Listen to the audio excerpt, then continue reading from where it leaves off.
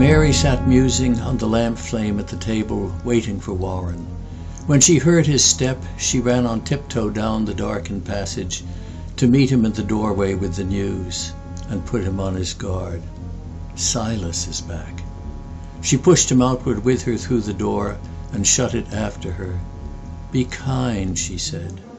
She took the market things from Warren's arms and set them on the porch, then drew him down to sit beside her on the wooden steps.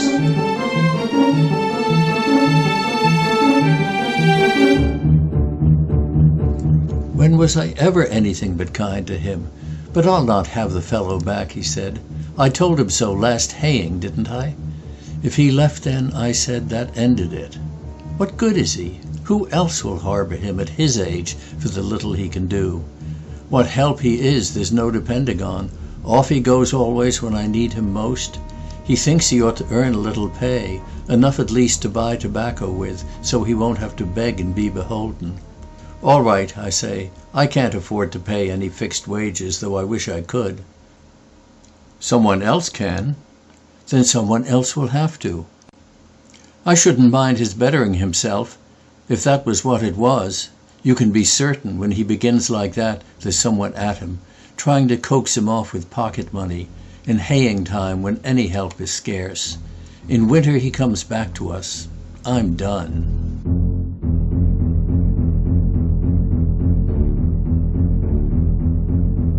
"Shh, not so loud. He'll hear you," Mary said. "I want him to.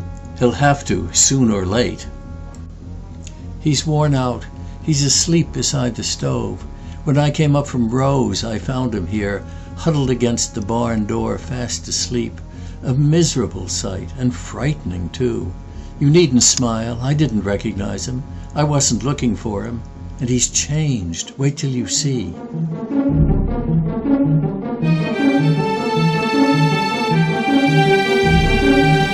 "Where did you say he'd been?" "He didn't say. I dragged him to the house and gave him tea and tried to make him smoke. I tried to make him talk about his travels. Nothing would do. He just kept nodding off."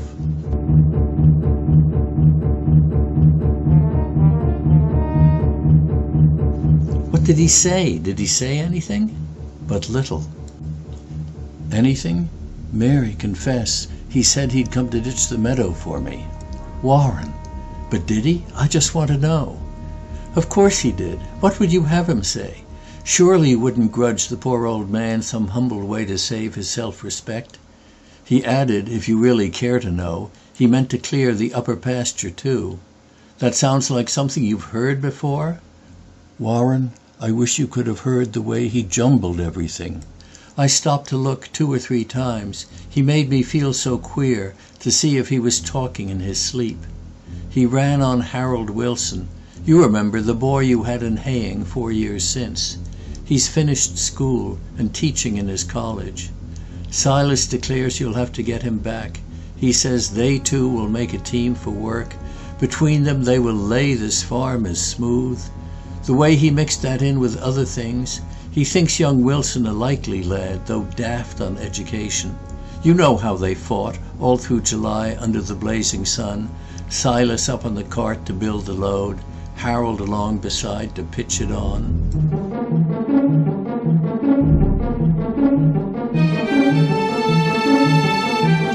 Yes, I took care to keep well out of earshot.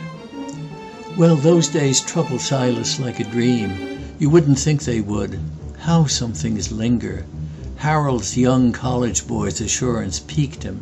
After so many years, he still keeps finding good arguments he sees he might have used. I sympathize. I know just how it feels to think of the right thing to say too late. Harold's associated in his mind with Latin. He asked me what I thought of Harold saying he studied Latin like the violin because he liked it. That an argument? He said he couldn't make the boy believe he could find water with a hazel prong, which showed how much good school had ever done him. He wanted to go over that, but most of all he thinks that if he could have another chance to teach him how to build a load of hay.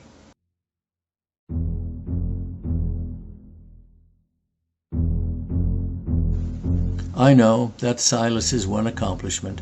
He bundles every forkful in its place and tags and numbers it for future reference, so he can find it and easily dislodge it in the unloading. Silas does that well. He takes it out in bunches, like big bird's nest. You never see him standing on the hay he's trying to lift, straining to lift himself.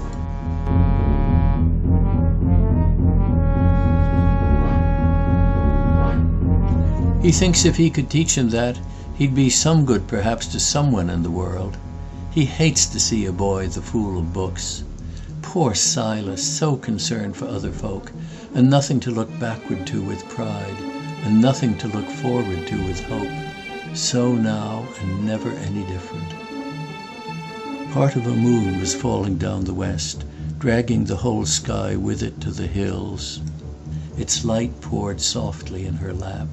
She saw and spread her apron to it. She put out her hand among the harp-like morning glory strings, taut with the dew from garden bed to eaves, as if she played unheard the tenderness that wrought on him beside her in the night. "Warren," she said, "he has come home to die. You needn't be afraid he'll leave you this time." "Home," he mocked gently. "Yes, what else but home? It all depends on what you mean by home. Of course he's nothing to us, any more than was the hound that came a stranger to us out of the woods, worn out upon the trail.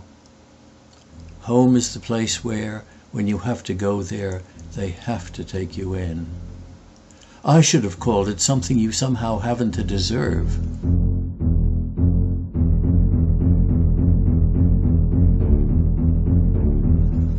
Warren leaned out and took a step or two, picked up a little stick and brought it back, and broke it in his hand and tossed it by.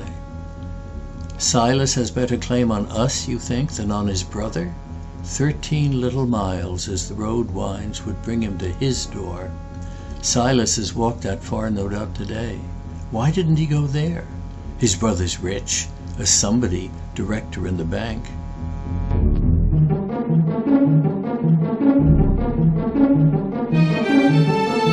"He never told us that. We know it, though. I think his brother ought to help, of course. I'll see to that if there's need. He ought of right to take him in, and might be willing to. He may be better than appearances. But have some pity on Silas. Do you think if he'd had any pride in claiming kin, or anything he looked for from his brother, he'd keep so still about him all this time?"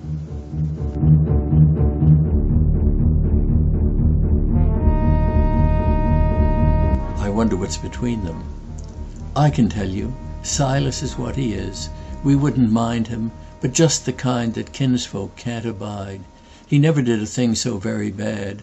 He don't know why he isn't quite as good as anyone. He won't be made ashamed to please his brother, worthless though he is."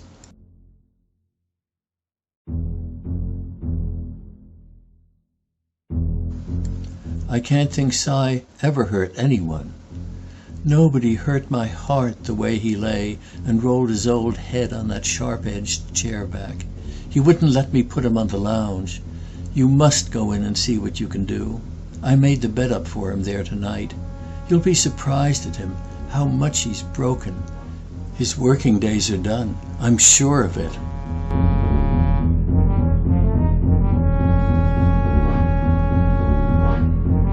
"I'd not be in a hurry to say that." "I haven't been. Go, look, see for yourself. But Warren, please remember how it is. He's come to help you ditch the meadow. He has a plan. You mustn't laugh at him. He may not speak of it, and then he may. I'll sit and see if that small sailing cloud will hit or miss the moon." It hit the moon. Then there were 3 there, making a dim row, the moon, the little silver cloud, and she.